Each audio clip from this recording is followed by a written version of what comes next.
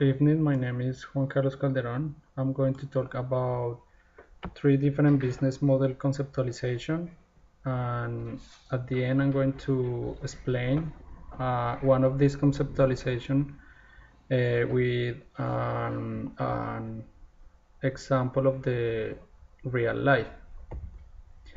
You could ask why different conceptualization. This is because the scholar hasn't agreed with one unified conceptualization. This is because the theory is relatively new. The boom of this theory started from mid 1990s. This is because the internet popularization, the rapid growth in emerging markets, and the expanding industries depending of technologies. However, the scholar do agree in that the business model is a means to create value. The first conceptualization is stated by Sod, Amit, and Massa in their work titled The Business Model, Recent Development and Future Research, which says that business model is a system of interdependent activities that transcends the focal firm and expands its boundaries. These activities is a set of interdependent organizational activities developed by its partners, its vendors, and its customers. The manager designed these interdependencies between activities and its links, which are transactions, and he is in charge of design into the company and outside the company that interlace the activities together into a system, all with the purpose to give the customer value. The second conceptualization is stated by Johnson, Christensen, Kagerman in their work Reinventing Your Business Model, which says business model consists in four interlocking elements that taken together create and deliver value. These elements are customer value proposition, profit formula, key resources, and key processes. Customer value proposition is the way that the firm helps to a customer resolve a problem in a given situation. Profit formula is the trade-off that the company makes between the value creation for itself and the value to the customer, and covers revenue model, cost structure, margin model, and resource velocity. Amongst the key resources are the people, the products, the technology, the facilities, the channels, and the brand itself. And the key processes are the training, manufacturing, planning, budgeting, and the rules, metrics, and norms are also included here. The third conceptualization is the stated by Casadus, Massanel, and Ricard.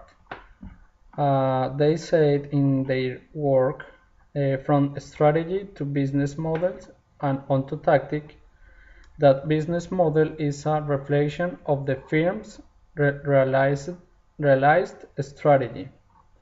They say that every business model has its own strategy, but just in simple competitive situation.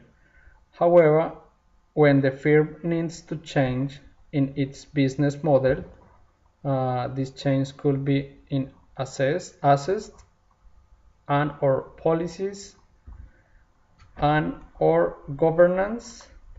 The company use the strategy to redesign these business models.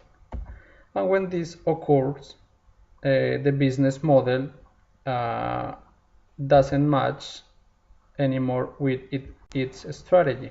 Now I'm going to talk about the example, the Tata Motors and the Tata Nano.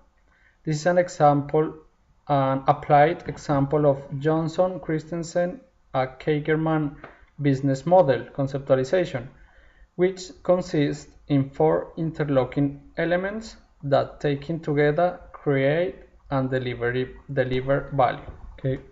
Now we know that according to Johnson, Christensen, and Kagerman, business model is conformed of 4 elements, which are customer value proposition, profit formula, key resources, and key processes. Now, when Ratan Tata, who was the CEO of Tata Motors then, came out with the innovative idea of design a family car at half at price of the cheapest car in the market. Ratan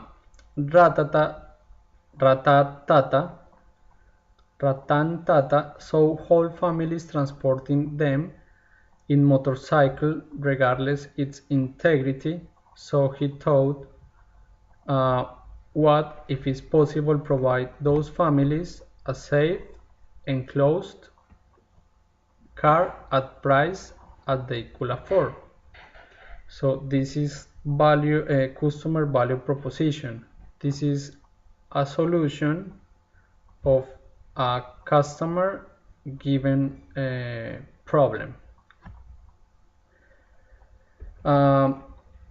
To manage to do this one, they have to redesign the way of manufacturing, of car manufacturing. So he took the youngest engineers to design the car without the bias of the experienced engineers, so they could design the car with less elements that they usually used. Also, they outsourced 85% of the car's components using 60% less vendors, so this allowed them to save a lot of money in the manufacturing of the car, and this was transferred to the final price. This one was the profit formula. Into the key resources are the outsources companies, the partnership with the outsource companies, the network of assemblers, and its brand already well positioned. As a key processes is the innovative process of manufacturing of Tata Nano, beginning with the design of the car, of course. So now we have understood the conceptualization of 3 business models and the applicability of one of them. Thank you.